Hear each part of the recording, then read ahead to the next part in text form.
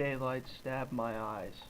I barely had time to squint out at the train station before a rough hoof shoved me stumbling out onto the platform. The train gushed out a fog of steam. Everything was a white blur. "You got one day," came Cutter's rasping voice from behind. "Fuck yourself," I snapped, my eyes adjusting. "You've got some nerve, Belle," Cutter said. I glared up at his ugly face. "And you've got some self-fucking to do." "Just get the money," Cutter groaned, disappearing back into the darkness of the wagon. "Of course," I lied. "I'll be back with it in no time." I stepped back from the train, my head aching from the bright light. Posters lined the station walls.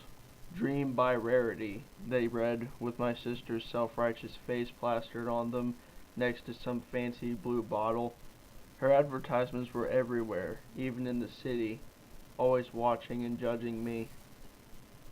"It's too late," said a deeper voice inside the wagon behind me. "What?" Cutter asked.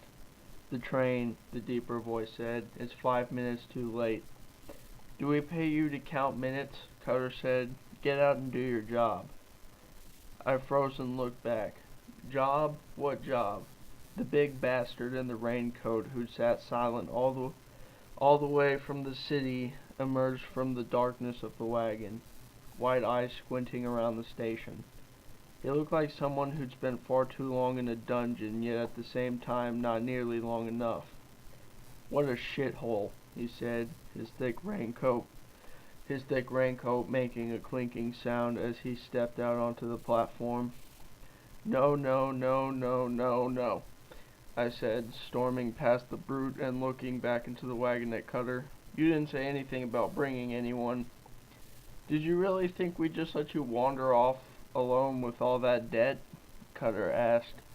"I'm going back to the city. Chuck stays with you." That's right, I forgot it was named Chuck. I glanced back at the creepy stallion in the raincoat, and the sight made my guts churn. He was standing under a "Welcome to Ponyville" sign, staring up at a dusty clock that had been broken since before I left this very station 5 years ago. "Come on, Cut," I forced a smile. "There's no need for that. I'm good for it. You know I am." "You worry too much, Belle." Cutter put a hoof on the wagon door. Chuck's the very best at what he does." He grinned and began sliding the door. "Just don't let him feed you anything." Wow. "No, no. Please, please, please." The door slammed shut in my face. I groaned, pressing my forehead against the cold metal. This was supposed to be easy. Just walk away alone and disappear. I looked over to the stallion Cutter had called Chuck. He was looking right at me with those pale eyes of his. I put on a hard face. "What are you looking at?" "A dead mare." I swallowed. I'll get that money. I'll get the money." Chuck looked up at the clock again. "Sure you will. My sister's holding on to it. Just have to go pick it up. Funny how everyone remembers some fortune lying around at a time like this." He turned toward the station exit. "You got until midnight, then you're mine." Leaves the color of gold and blood rustled along the winding downhill road.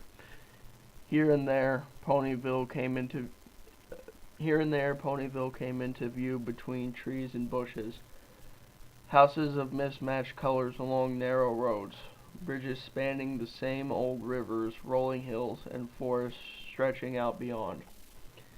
My head throbbed. I felt nauseous and weak. It was hard to breathe properly. "How long since you smoked?" Chuck asked. His raincoat kept making that clinking sound as he walked, like it was stuffed with glass. "They said you're a dust head." "I'm not a dust head."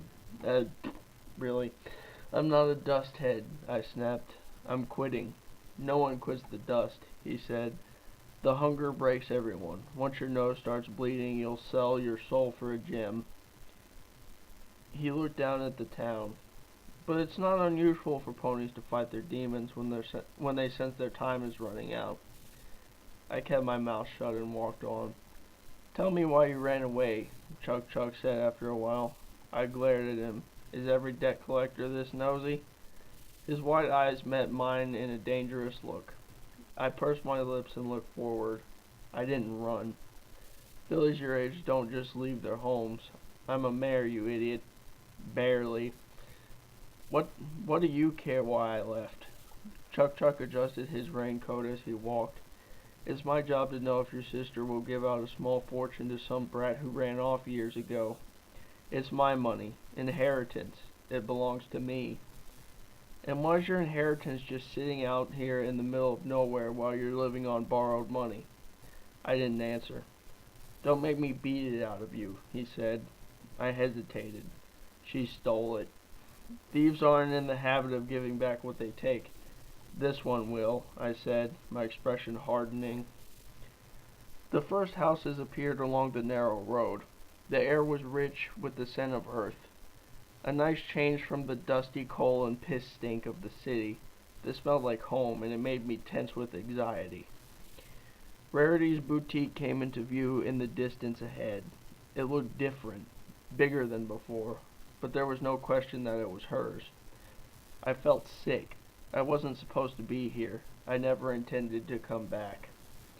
I glanced sideways at Chuck Chuck. The big brute looked as out of place as I felt, overshadowing me like some enormous bodyguard, scowling at everything and everyone with icy suspicion.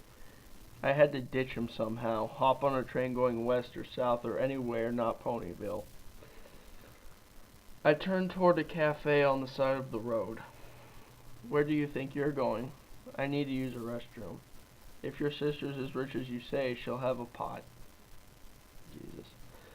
I ignored him, half expecting him to grab me, but he stood back and did nothing. A tiny bell rang above the cafe door when I walked through, the dimness inside soothing my headache. A mare stood by the windows, red sunlight moving up and down her foreleg as she wiped a table with a wet cloth. Oh, I'm sorry, dear, she said when she saw me. I'm afraid you're too late. We're closed. Do you have a back door? I asked. She cocked her head. A door? Sure, why? Where? I need to use it real quick. The mayor hesitated, but pointed to a door at the end of a short hallway. I looked out the window. Chuck Chuck still stood in the street, watching me. I went for the back door. It creaked open and I emerged in an alleyway smelling of earth and flowers. My heart raced. I had to get away. Just the thought of seeing Rarity again made me feel weak. I moved to the end of the alley and poked my head around the corner. A tall figure stood there waiting for me. I looked up and Chuck Chuck's pale eyes glared down at me. My mouth fell open. He shoved me into the alley and pressed his hoof harder to my throat, hoisting me up against the wall until the ground disappeared under me. You really don't know what you're dealing with, do you? I charged my horn in desperation, trying to strike out at him. He jerked his head, horn flashing, and searing pain shot through my forehead. I tried to scream, but his hoof clenched my throat shut. His horn took on a softer glow, and the air between us distorted. Living light appeared, taking the shape of a glowing document with my signature at the bottom. There's a reason we make you sign in that special ink, Chuck Chuck said. Until I strike your name, your contract will lead me right to you, no matter where you hide. I couldn't breathe. My lungs screamed for air. I pushed at him with my hooves, but he was too strong. I was going to save the surprise for midnight, but the glowing document disappeared and his magic moved inside his raincoat. Glassy objects clinking inside. Here, he pulled out a vial with a translucent white liquid. Sister's Mercy, it's called. Fitting name, don't you think? He studied the vial. Deadly even in tiny doses. Its antidote is so wonderfully ironic you'd think it was made just for you. He looked at me and strangled me harder. Your contract may let me find you anywhere, but if you make me chase you again, I'll force the poison down your throat and watch you writhe like a worm until you die. He gave my throat a final squeeze and let go. I fell down against the wall, gasping and coughing. He tugged me up to my hooves and shoved me out on the road. Find your sister and pray she can save you from me. The round core of the old boutique still stood, but it had been painted blue. New white sections had been built on its sides, making it look more a small mansion than a humble boutique. A greenhouse stood to the side, connected to the house by a glass corridor, its walls glaring red with the light of the setting sun. "That it?" Chuck asked. I nodded, fighting back a shudder. "Something wrong with your legs?" He shoved me onto the walkway. I moved toward the front door as slow as a pony about to be hanged, the monstrous boutique looming over me. "I'll be close," Chuck said from behind. I looked back, and he disappeared behind the hedge.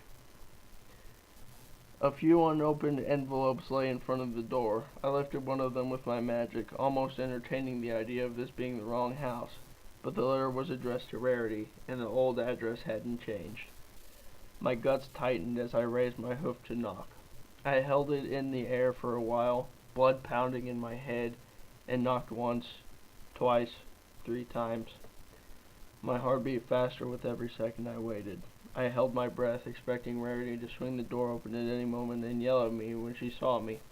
But the seconds dragged on into an eternity, and no one answered. I put my ear to the door.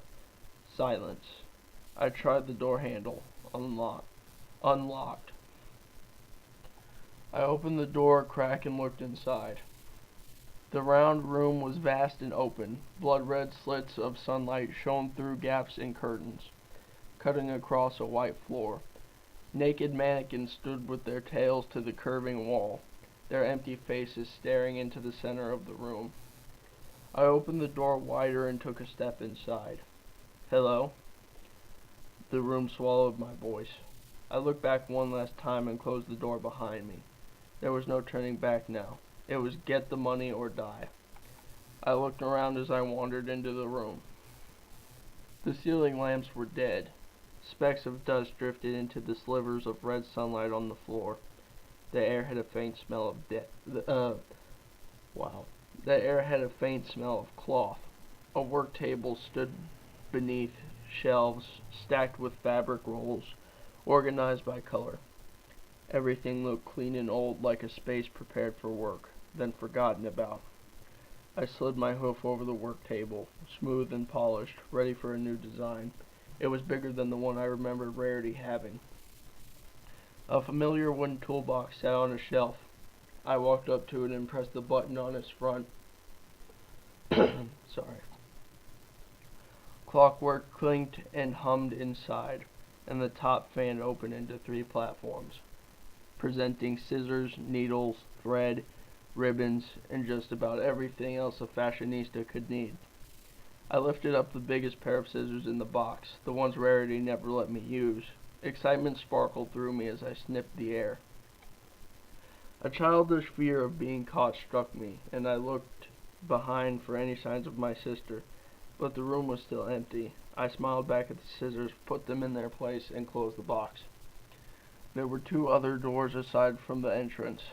The door ahead of me was slightly ajar. The door to my right had a "Do Not Enter" sign.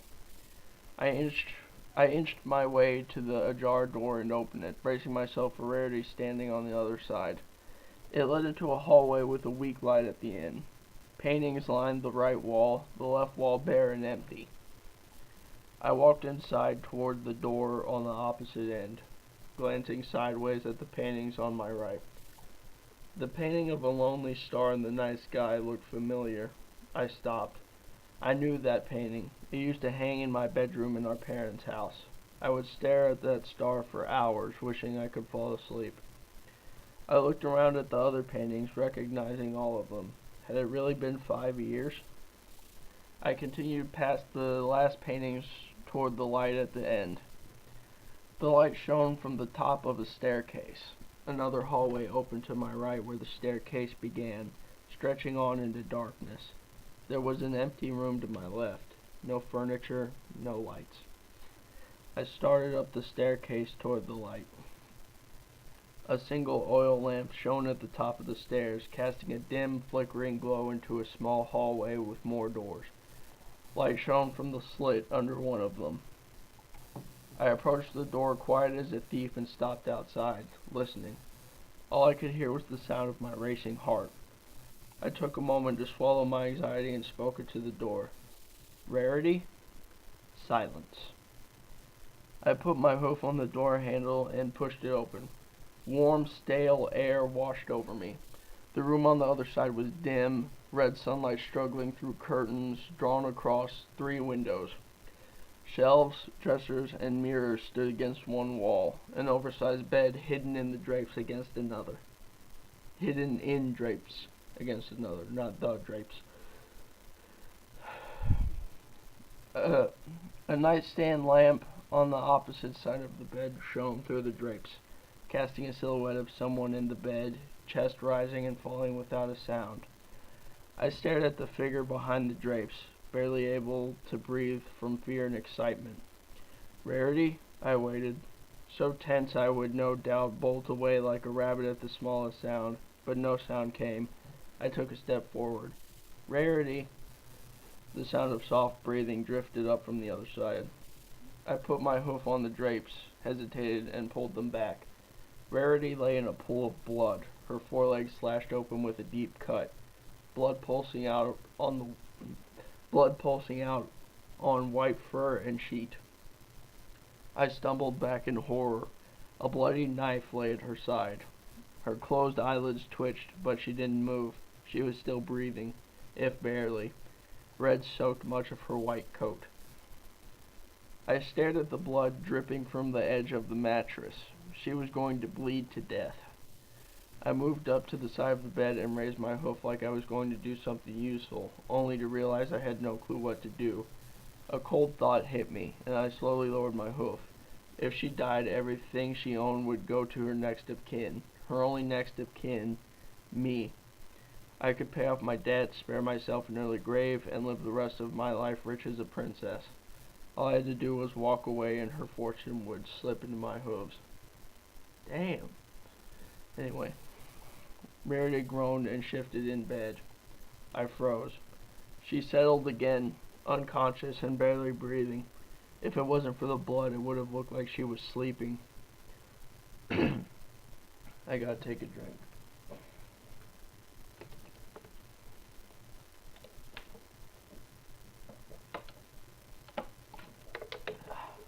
That's better. What shade of blue were her eyes? What did her voice sound like? I couldn't remember any of it. Not even the last words I'd said to her on that horrible night 5 years ago. But for some stupid reason, I remembered her face when I'd screamed it at her. Sad, exhausted, broken, just like her face now, teetering on the edge of life. And in a heartbeat, everything changed. The hatred I clung to crumbled away, and all I felt was a terrible dread of losing the last family I had in the world. I tore off a clean strip of bedsheet, lifted her bloody leg, and wrapped the cloth around the cut, feeling queasy at the touch. Red soaked the makeshift bandage. I tore off another strip of bedsheet and wrapped it around the first one, tighter this time. The bandage stayed white, and I stayed in debt. Wow. I stared down at her. Was bandaging the cut enough to keep her alive? How much blood had she already lost? It looked like she had been bleeding for a while. A jolt of pain crackled through my skull. I winced and sat down on the bloodless part of the bedside. Something felt horribly wrong with my body. Dust hunger.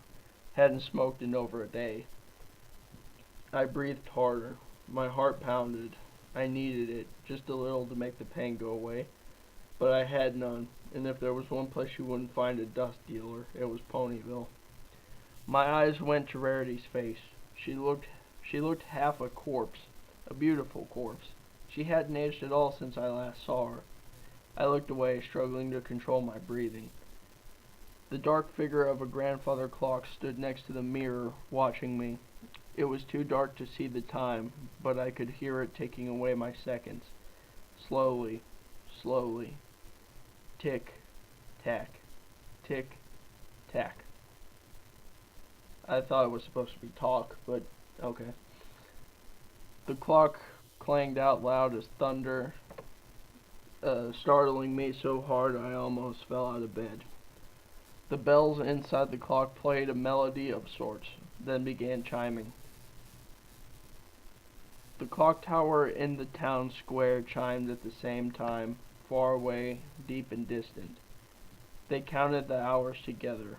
Shrill, deep, close, distant, shrill, deep. 9 times. 9 o'clock. 3 hours left to live. Rarity mumbled something in the silence. I looked down at her like she was a snake about to bite me. Her bright blue eyes blinked open. My heart shot up into my throat, and I felt a violent urge to run and hide. She squinted at the room like she didn't know where she was. Her eyes fell on me. "Mom?" she croaked, making a miserable face. I'm not, I'm not." I shifted on the mattress, unsure of whether I should move closer or give her space. "It's me." I lowered my eyes. "Sweetie Belle." Rarity blinked. "Sweetie?" I swallowed. "But you're... how?" She looked down at her blood-soaked coat, and her eyes widened. "Get out." "It's okay. Get out." I scrambled from the bed and out of the room. The door slammed shut behind me, and I stood alone in the dim hallway. My heart still thundered in my chest. I stood stunned for a moment, then slumped sideways against the wall and sat down on the floor, feeling dazed. What had I done? Why hadn't I just let her die? I never should have come here. I never should have borrowed so much money in the first place. Damn. But I needed some dust. It felt like my head was about to split open. I raised my forehooves, about to rub my throbbing temples, but froze and stared at them instead. My hooves were smudged with her blood. I shuddered. The bedroom door opened. I stood up. Rarity walked right past me, horn blowing to levitate a ball of blood-soaked sheets in front of her. Her otherwise graceful strides wobbled when she put pressure on her bandaged leg.